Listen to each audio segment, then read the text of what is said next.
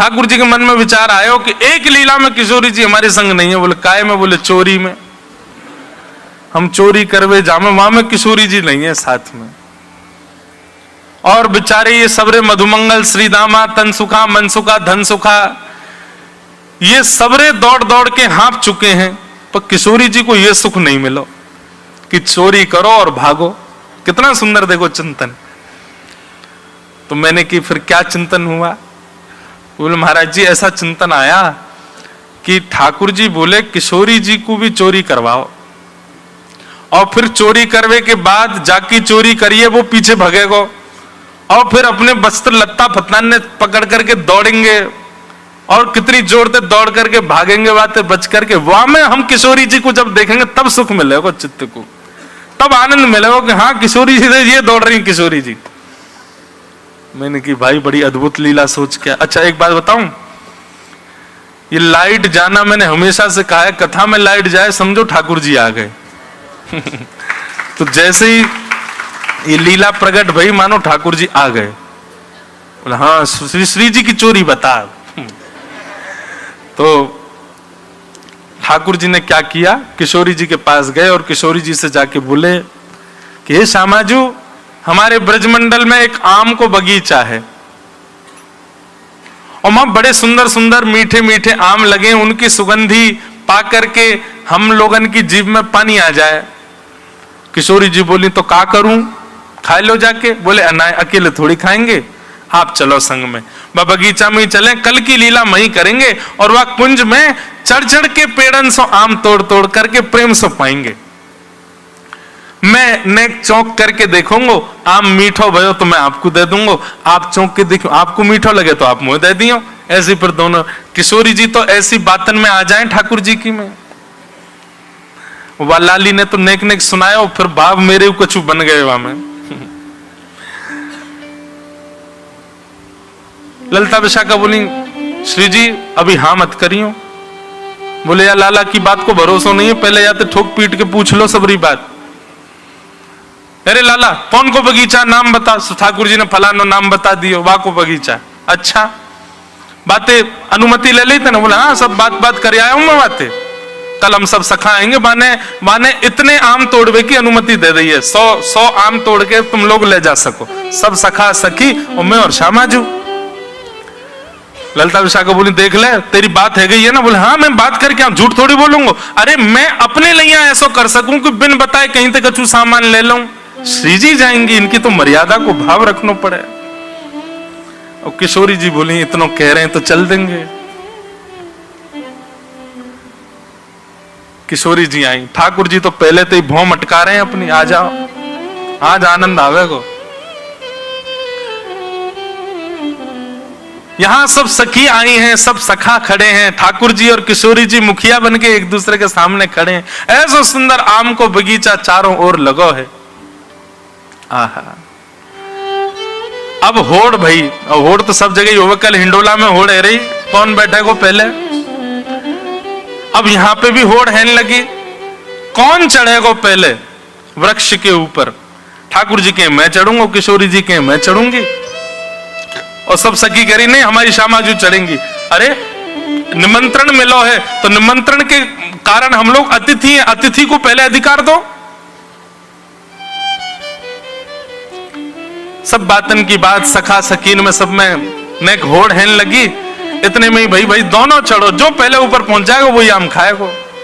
एक तरफ तो किशोरी जी चढ़ी, दूसरी तरफ तो श्याम सुंदर चढ़े ऊपर, लेकिन ठाकुर जी तो चढ़ गए, ठाकुर जी तो चढ़ रहे हैं, छटपट चढ़ते जा रहे हैं, लेकिन किशोरी जी को ऐसा घेरावदार लहंगा, वो कभी कहीं पे अटक जाए, कभी कहीं फंस जाए। किशोरी जी बोली या में बड़ो असंभव है चढ़ना। सोई किशोरी जी गई, एक कुंज में गई और जाकर के अपना नवीन श्रृंगार करके आई, ठाकुर जी जैसी धोती पहन के, ठाकुर जी जैसी पीतांबरी पहन के, ठाकुर जी जैसा श्रृंगार करके, कि अपने केशन को पीछे बांध करके, सुंदर पाग सिर पर लपेट करके बिल्कुल श्याम सुंदर बन के आई हैं। लेकिन कैसी श्याम सुंदर है? बोले गौर सुंदर हैं, एक तरफ श्याम सुंदर, एक तरफ गौर सुंदर।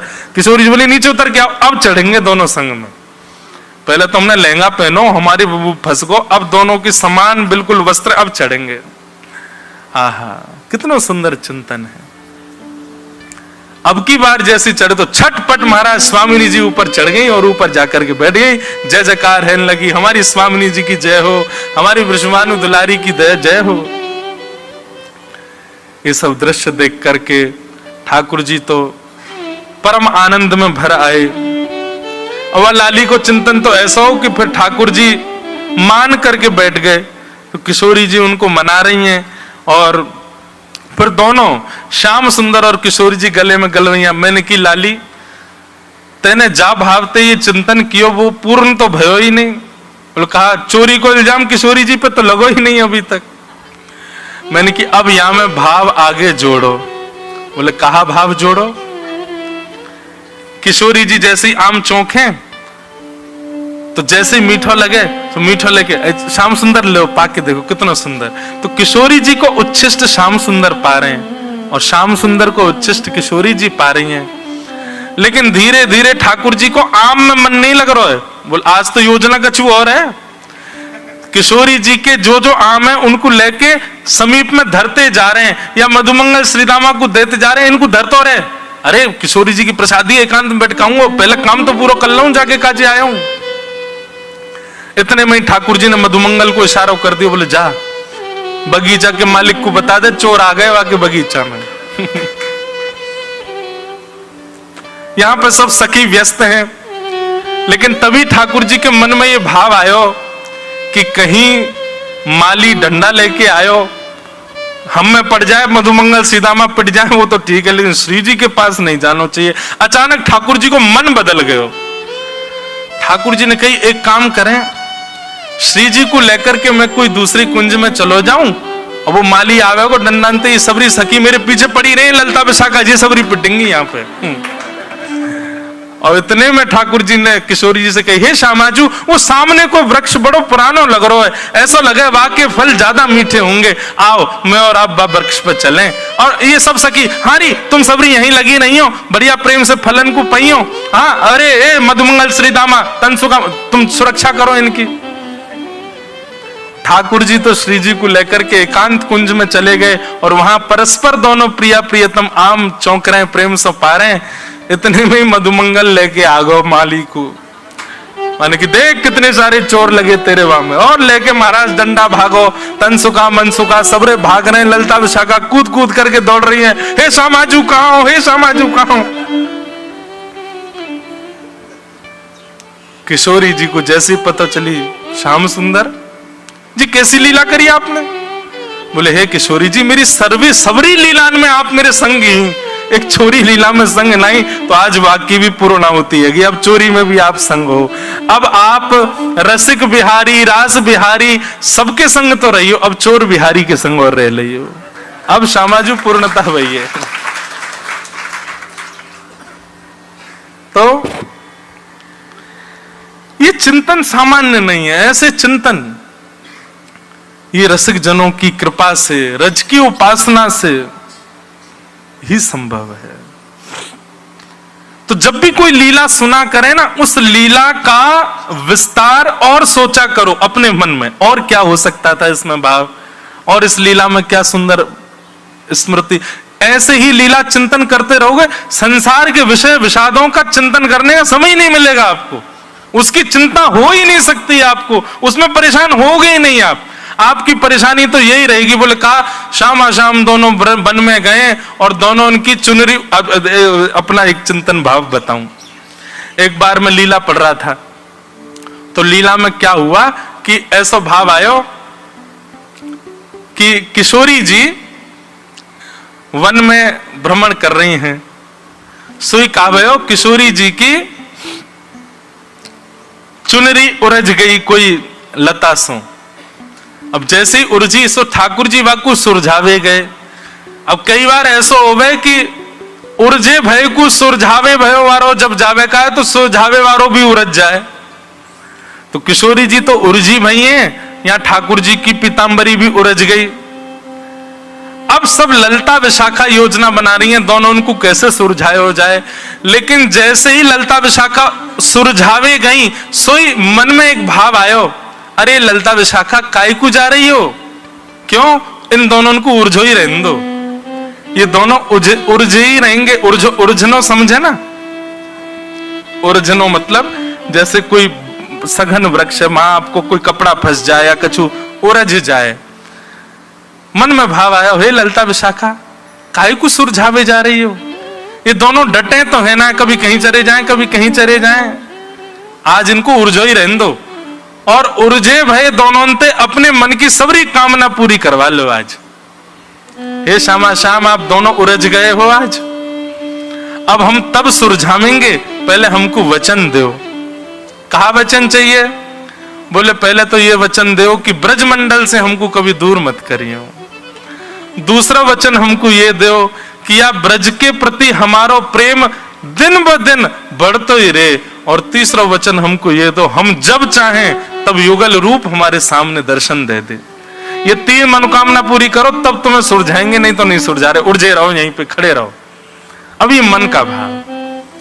पद में और लीला में तो ऐसा था कि ललिता विशाखा ने योजना बना के दोनों को सुलझा दिया, लेकिन मेरे मन में आप काय को सुलझा रहे हो, उर्झो ही रहने दो, खड़े रहने दो, दोनों ते अपने मन की सबरे कामना पूरी करवा लो।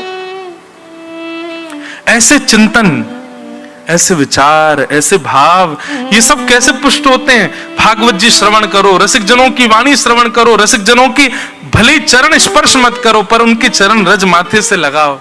और जब भी वो कोई लीला सुनाए, उस लीला को चित्त में धारण करके एकांत में बैठे उसका विस्तार करो, उसका और सुंदर रूप बनाओ। संसार के विषय के चिंतन के लिए अपने आप को समय ही मत दो। और फिर आप देखना, जैसे ही ठाकुर जी की लीला में कुछ ऐसा आप करोगे जो अद्भुत था, आप नाचने लगोगे। वाग गदगदा द्रवते यस्य चित्तम, अकेले बैठे बैठे नृत्य होने लगेगा, अकेले बैठे बैठे अश्रुपात होने लगेंगे, अकेले बैठे बैठे ठाकुर जी का खूब सुंदर भाव स्मरण होने लगेगा। ऐसे व्यस्त रखो लीला में अपने आप को। केवल 3 घंटा कथा सुनने के बाद में और फिर उसकी विस्मृति, उससे काम नहीं चलेगा।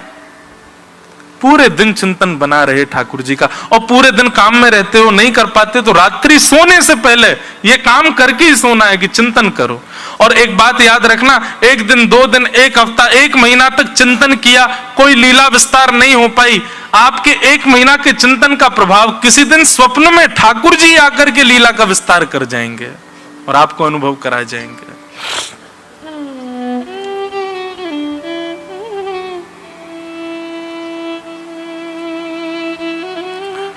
पिप्पलायन कहते हैं,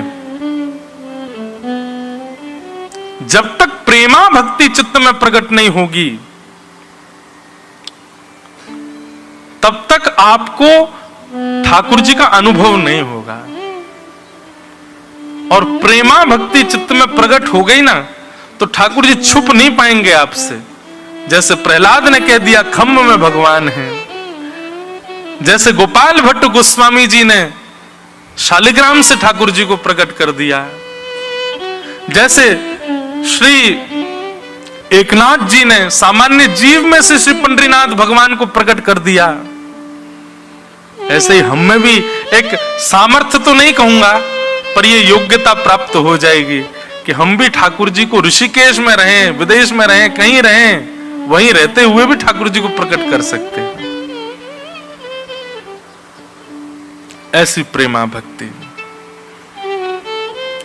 प्रेमा भक्ति की अग्नि से ही हृदय के विकार नष्ट होंगे और हृदय के विकार जैसे ही नष्ट होंगे ठाकुर जी का साक्षात्कार हो जाएगा, ठाकुर जी का अनुभव हो जाएगा। इस प्रकार 9 योगेश्वर अलग अलग प्रश्न कर रहे हैं और निमि अलग अलग प्रश्न कर रहे हैं, नवयोगेश्वर उनका उत्तर दे रहे हैं। इसी प्रकार से पूरा नवयोगेश्वर संवाद यहाँ पर चल रहा है। अभी तो बड़े प्रश्न बचे हैं, अभी तो 4 ही प्रश्न हुए, और भी आगे कई प्रश्न हैं, उन सबको हम प्रणाम मात्र कर देते हैं। जो शेष प्रश्न बचे हैं, शेष भाव बचे हैं, ऋषिकेश में रहने वाले लोगों के लिए 7 दिसंबर से 7, 8, 9, 10, 11, 12, 13, 7 से 13 दिसंबर तक गीता भवन नंबर 7 हम कथा करने फिर आएंगे। और वो अकिंचन नहीं होगी, दिसंबर में तो बड़ा जाड़ो पड़े भैया, और गंगा जी में तो यहाँ तो वैसे ही हमारे जो है का रूह कांप रही होगी, कांपते कांपते आप सब कथा में आओगे। लेकिन वो कथा तो सामान्य जैसे सप्ताह कथा होती वैसी कथा है, पर कथा का समय सुबह रहेगा 10 बजे से। आप सब लोग 7 दिसंबर से 13 दिसंबर तक गीता भवन नंबर 7 वहां पर आकर के अन्य भाव सुन सकते हैं। खूब आनंद के साथ में आज के इस अकिंचन सत्र को हम विराम देंगे। श्री नीलकंठ महादेव के चरणों में बैठ करके 4 दिन की अपनी ये पुष्पांजलि और 4 दिन का ये ऐसा कहूं कि हमारा ये अभिषेक महादेव को वाणी का हमने किया, जैसी तैसी टूटी फूटी वाणी थी उससे करने का प्रयास किया। उसके लिए महादेव के चरणों में प्रणाम करते हैं। पर्वतराज हिमालय को वंदन, जिन्होंने ये सन्निधि प्रदान की, हमारे आहूजा परिवार जिनके सत्संकल्प से ये सुंदर क्रम यहाँ पर सुव्यवस्थित हो पाया। आज पूज्य महाराज जी हमारे मध्य में पधारे। महाराज जी की बड़ी कृपा है, आप साक्षात श्री गंगा जी के सुपुत्र ही हैं।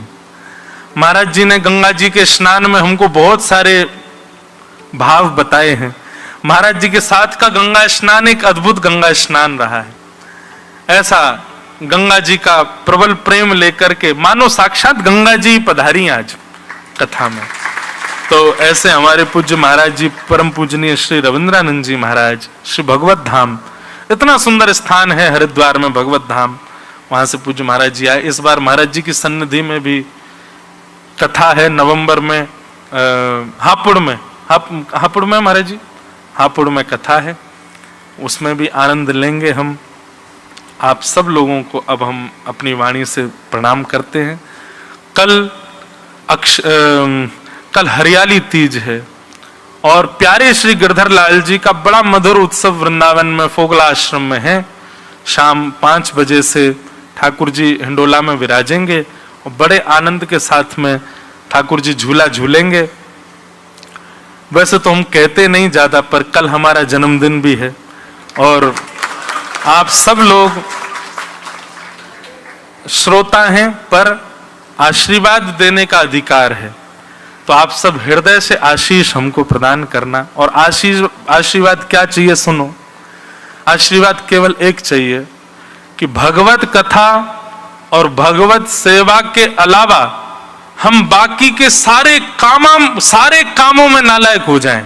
बाकी और कोई काम हमसे बने ही नहीं।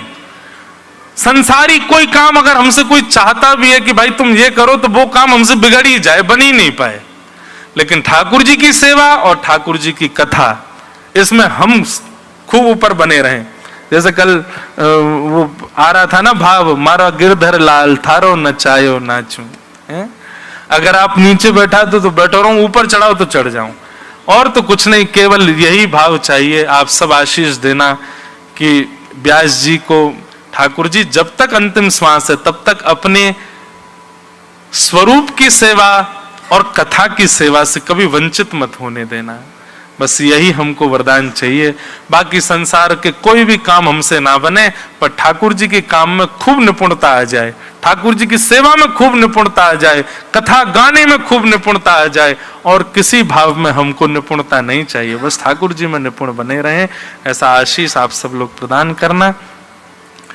उसके बाद 11 अगस्त से पंढरपुर महाराष्ट्र में श्री पंढरीनाथ भगवान के चरणों में प्रथम बार भागवत की कथा है। महाराष्ट्र के वैष्णव संतों का चिंतन होगा, आनंद होगा, पंढरपुर में सुख मिलेगा ठाकुर जी का। और फिर 20 अगस्त से 26 अगस्त तक, मतलब जन्माष्टमी तक, हम अपने जीवन की सबसे पहली भक्तमाल कर रहे हैं जयपुर में। जयपुर में भक्तमाल की कथा है, सी स्कीम क्षेत्र में होगी, जो वहाँ की कॉलोनी है, उसमें एक कथा क्रम रहेगा। आप सब लोग वहाँ भी आ सकते हैं खूब आनंद से। अच्छा, कल मन में भाव आया कि भक्तमाल जी में तो बड़े भक्तों की कथा है, तो कौन से भक्तों का भाव रखेंगे? तो हमने 2 पर्ची बना के ठाकुर जी के आगे डाली है। एक तो राजस्थान के भक्त, जिसमें मीराबाई, करमेती बाई और धन्ना जाट आदि आदि इन सब भक्तों के चरित्र। और या फिर दूसरी पर्ची डाली है हरित्रय, 3 हरि हुए हमारे वृंदावन में, स्वामी श्री हरिदास, श्री हितरिवंश महाप्रभु और श्री हरिराम व्यास, इन तीनों के प्रसंगों को लेकर के या तो हरित्रयी पर चर्चा होगी या फिर राजस्थान के, और पर्ची लाल जी के चरणों में पड़ी है। कल हिंडोला उत्सव में ठाकुर जी जो आज्ञा करेंगे उन प्रसंगों पर जयपुर में 7 दिन का क्रम रहेगा। भक्तमाल जी का जन्माष्टमी तक वो क्रम रहेगा। फिर उसके बाद 29, 30 और अगस्त 31 का महीना है ना, है? हाँ, तो 29, 30, 31, 1 और 2, 5 दिन का नंदोत्सव है वृंदावन में। 29, 30, 31, 1 और 2, 5 दिन का अपने श्री गिरधर लाल जी के भवन में ही भागवत कृपा निकुंज में नंदोत्सव और ब्रज लीला पर 5 दिन का क्रम रहेगा। उसमें हम सब आनंद करेंगे। ऐसे क्रम चलते रहेंगे जगह जगह, तो इस प्रकार आप सब लोग आनंद से उसमें पधारिएगा। हम सबको प्रणाम करते हैं, सबके हृदय में विराजमान हमारे श्याम सुंदर को वंदन करते हैं और एक ही भाव ठाकुर जी से जो हम हर कथा के विश्राम में कहने का प्रयास करते हैं। स्वर दो। बधाई में दीजो श्री ब्रज धाम, बधाई में दीजो श्री ब्रज धाम, बधाई में दीजो श्री ब्रज धाम, बधाई में दीजो श्री ब्रज धाम। हे श्यामाजू, आप कृपा करके या उत्सव की बधाई में हमको वृंदावन प्रदान करो। वन उपवन और मोर बानर में, वन उपवन और मोर बानर में, कहीं लिख लीजो मेरो नाम, कहीं लिख लीजो मेरो नाम, कहीं लिख लीजो मेरो नाम, लिख लीजो मेरो नाम। बधाई में दीजो श्री ब्रज धाम, बधाई में दीजो श्री ब्रज धाम, हे बधाई में दीजो श्री ब्रज धाम, बधाई में दीजो श्री ब्रज धाम। श्यामा हृदय कमल सो प्रगट्यो, श्यामा हृदय कमल सो प्रगट्यो, श्यामा हृदय कमल सो प्रगट्यो, श्यामा हृदय कमल सो प्रगट्यो, और श्याम हृदय उभार वृंदावन प्यारो वृंदावन, वृंदावन प्यारो वृंदावन, हे श्री वृंदावन मेरो वृंदावन, वृंदावन प्यारो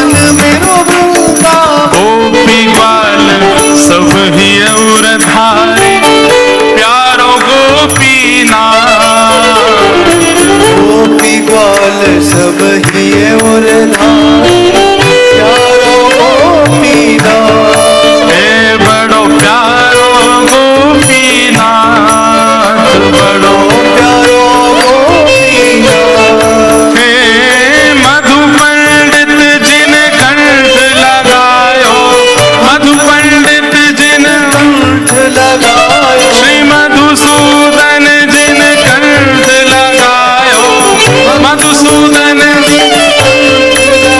और है रही जय जयकार वृंदावन प्यारो वृंदावन, प्यारो वृंदावन हे श्री वृंदावन मेरो वृंदावन, मेरो वृंदावन मधु पंडित जिन कंठ लगायो पंडित जिन कंठ लगायो और है रही जय जयकार वृंदावन मेरो वृंदावन, वृंदावन मेरो वृंदावन हे श्री वृंदावन प्यारो वृंदावन, वृंदावन मेरो वृंदावन श्री गोपाल भट्ट जू की हृदय वेदना प्रगट्यो शालिग्राम, गोपाल भट्ट झुकी हृदय वेदना प्रगट्यो शालिग्राम प्यारो प्रगट्यो शालिग्राम, प्यारो प्रगट्यो शालिग्राम कौन रूप सुधा को खाने हमारो, रूप सुधा को खान हमारो हे रूप सुधा को खाने हमारो, रूप सुधा जय हो हे प्यारो राधा रमण दुलार वृंदावन प्यारो वृंदावन, वृंदावन प्यारो वृंदावन हे श्री वृंदावन मेरो वृंदावन। वृंदावन मेरो वृंदावन बड़े सुंदर लाल जी हैं, देखो साक्षात राधा रमण जी पधारे, लाओ उनको यहाँ विराजो, रुक जाओ वो ले आएंगे, हाँ, आप ही लेके आओ, लाओ जिनके लाल जी हैं वही लेके आओ, मैं लाओ। बोल राधा रमण लाल की वाह जय हो।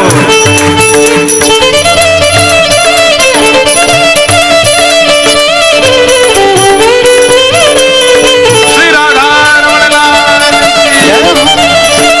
अब आप विराज जाओ, अब ये हमारे हो गए।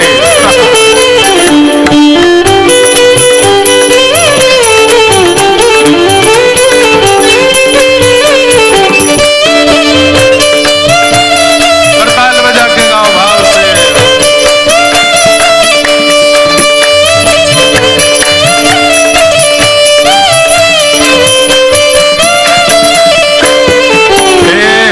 आतुर हित हरिवंश पुकारो, श्री राधा राधा नाम, आतुर हित हरिवंश पुकारो, राधा राधा नाम हे बड़ो प्यारो राधा नाम, बड़ो प्यारो राधा नाम हे बड़ो मीठो राधा नाम, बड़ो मीठो राधा नाम हे सघन कुंज यमुना तट आयो, सघन कुंज यमुना तट आयो सघन कुंज वृंदावन आयो, सघन कुंज वृंदावन हे प्यारो राधा वल्लभ लाल वृंदावन मेरो वृंदावन, वृंदावन प्यारो वृंदावन हे श्री वृंदावन मेरो वृंदावन, वृंदावन मेरो वृंदावन सघन कुंज वृंदावन आयो, सघन कुंज हे प्यारो राधा वल्लभ लाल वृंदावन मेरो वृंदावन, वृंदावन मेरो वृंदावन हे श्री वृंदावन प्यारो वृंदावन, वृंदावन मेरो वृंदावन हे जुगल किशोर को लाड़ लड़ायो, नवल कुंज ही अमार, जुगल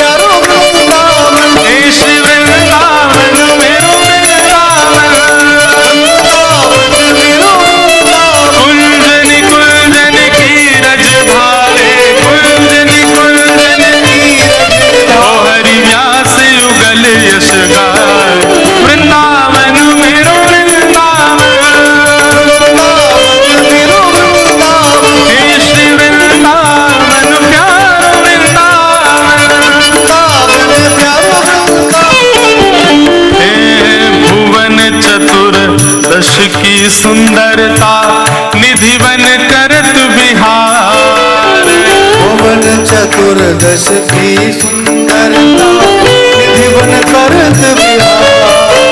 हे भुवन चतुर्दश की सुंदरता निधिवन करत बिहार।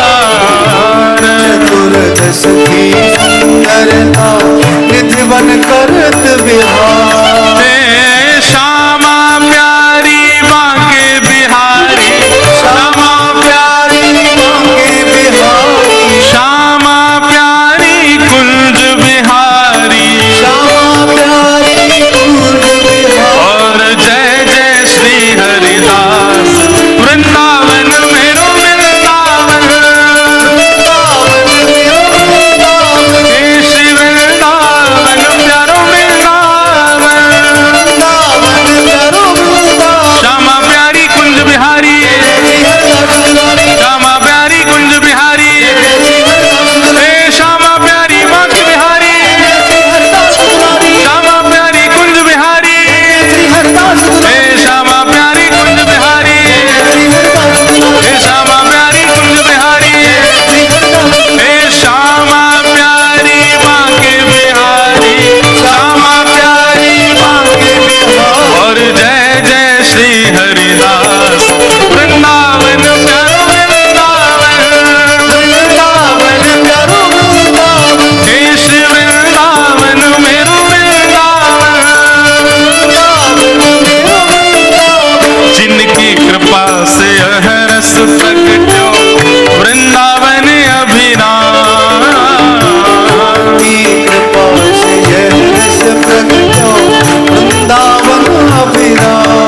हे जिनकी कृपा से यह रस प्रगट्यो वृंदावन अभिराम। जिनकी कृपा से यह रस प्रगट्यो वृंदावन अभिराम। हे सप्त निधिन को ही उजियारो, निधिन को ही उजियारो। यह आनंद करवावे वारो, यह आनंद करवावे वारो। हाँ हम सबको मिलवावे वारो। हम सबको मिलवावे वारो। और हम सबको प्राणन ते प्यारो,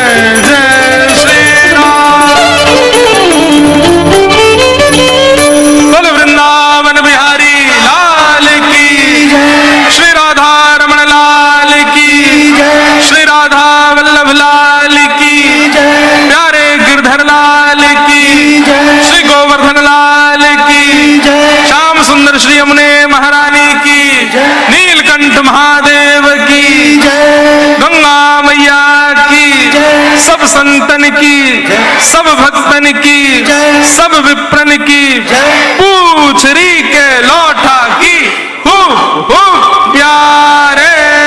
क्या बात है बंसी वारे, शाबाश। जय जय श्री राम। नमः पार्वती पतये, हर हर महादेव।